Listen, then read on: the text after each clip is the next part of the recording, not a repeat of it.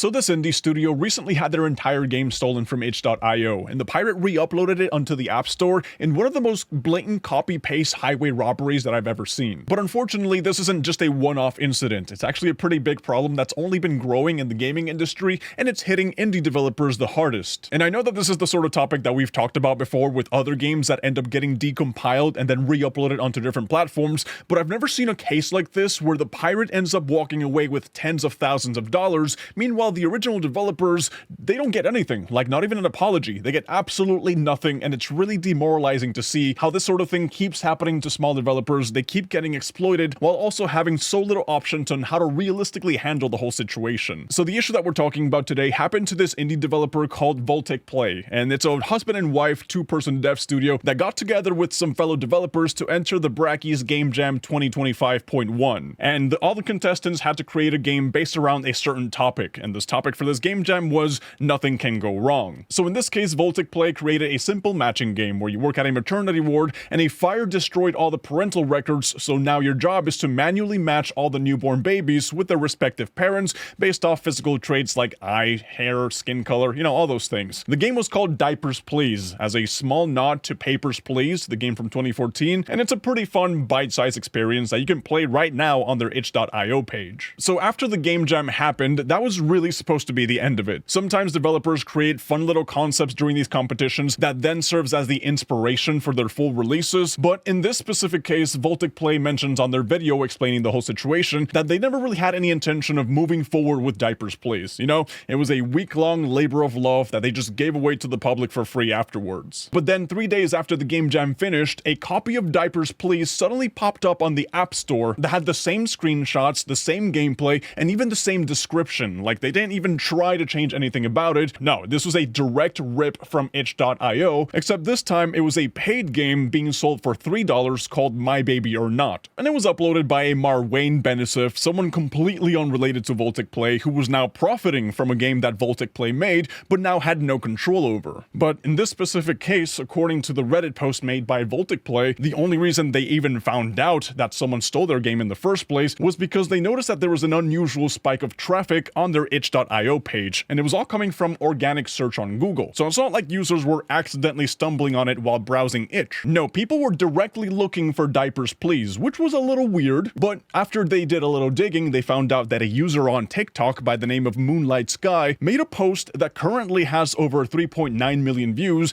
talking about the newly released games to play on mobile, where alongside a bunch of other suggestions, they mentioned the stolen game called My Baby or Not. And it looks like some of the people in the comments were calling it out saying, no, that's not My Baby or Not. This game is called Diapers, Please. And that's how people got directed to the itch.io page, but it was thanks to that one viral post on TikTok that Voltic was able to piece together that not only had their game been stolen, but My Baby or Not had already made it all the way to the top of the paid App Store rankings, making this Marwayne Benisif person an estimated $60,000 in profit. This kind of situation is sort of like a nightmare scenario for a lot of creative people, not just game developers, but anybody who puts passion into their work and publishes it online just to see someone else steal it and make more money off of it than you. And it's not just a hit to the financial side to the problem. That's not just the money, because like I mentioned, Voltic Play originally didn't plan to make money off of Diapers, Please. It was supposed to be a free-to-play game for everybody to enjoy, but it's also a hit to the morale of the studio, because you're the ones putting long hours of work doing something that's driven by passion,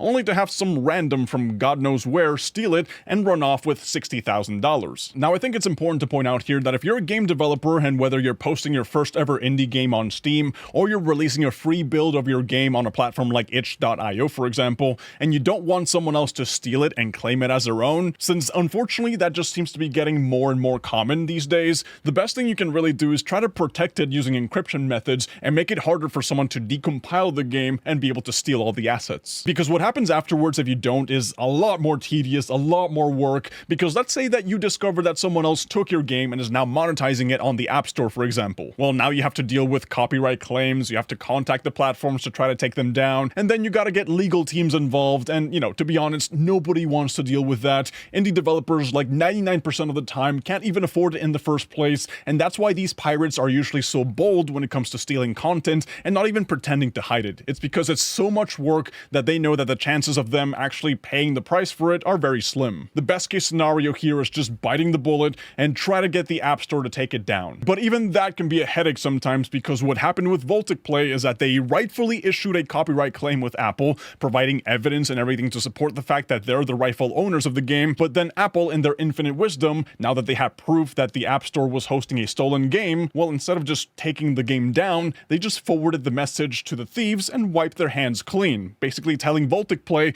figure it out between yourselves, we're not getting involved. And this is an issue that happens with all the major platforms when it comes to copyright infringement. It happens on YouTube as well all the time. Like, they're really hands-off and just leave the creators to fend for themselves, and they only really decide to get involved with the process once there's already a formal legal action taken. And well, in this situation with Voltic Play, that ended up having to be the case, because according to the back and forth emails between Voltic Play and this Marwayne Benisif person mentioned in the video, it says here, it has come to my attention that you have unauthorizedly copied our game, including all assets, code, gameplay mechanics, design, and concept, and uploaded it to the App Store under the name My Baby or Not. This is a direct and blatant violation of copyright law. This is a formal legal demand that you must remove the infringing application from the App Store. So a pretty straightforward email with some pretty straightforward demands, but the only response that they got from Marwayne Benisif was this short message saying, I accept your offer, I will remove the game, so can you take off the ticket? And that's it. That's the only thing they said. No apologies,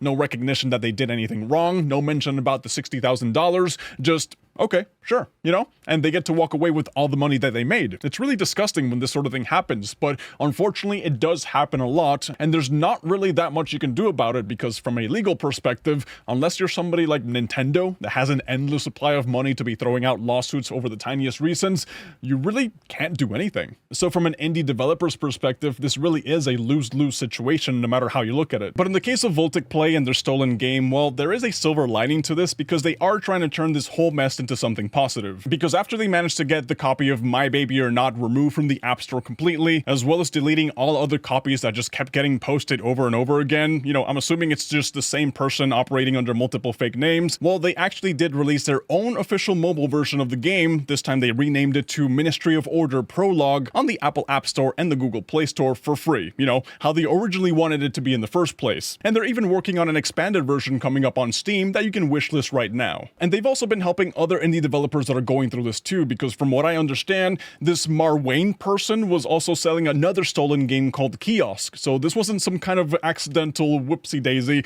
I mistakenly decompiled your game and uploaded it onto the App Store when I didn't mean to. You know, no. There's an entire business of stealing games and re-uploading them and, you know, facing little to no consequences because of it. So it's important that whenever this does happen to a game developer, you do have to try to make as much noise as you can to call these bad actors out, because big companies and platforms, they really aren't going to do much to help you. But in the case of Voltic Play, I'll leave all the links in the description if you guys want to check their game out and check their itch.io page.